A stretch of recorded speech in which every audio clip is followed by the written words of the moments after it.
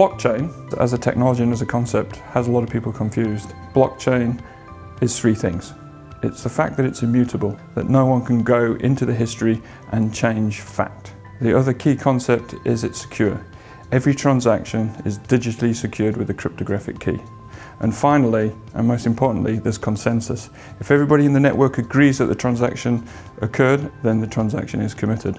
Those three things together are the promise of blockchain. If you look behind me, we have Bitcoin.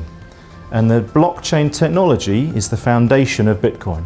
It is a technology that could revolutionize financial services. The biggest and most important area of activity has been with the banks.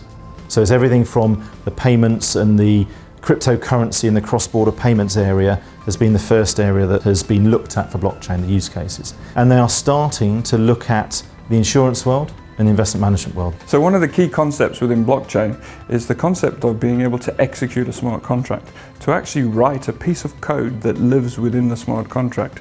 So imagine a scenario whereby a insured puts a new factory into its policy.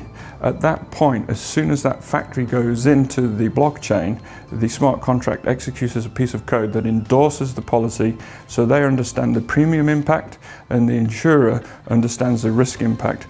That is fantastic. That currently takes weeks, if not months. Now it can take seconds. The trust element is an important part. The Bitcoin and blockchain used for the Bitcoin area was designed to be highly secure. Every blockchain between any third parties or any private network, you can determine the security that you wish. So in actual fact, you can leverage all of the security elements that you have today. Blockchain is in itself is not safe or unsafe. It depends on where you place it and how you use it. So the technologies that make blockchain possible are the technologies that have driven most of the disruption that we're seeing in the marketplace, namely cloud and open source technologies. Another promise of blockchain is the ability to rapidly establish a new participative market.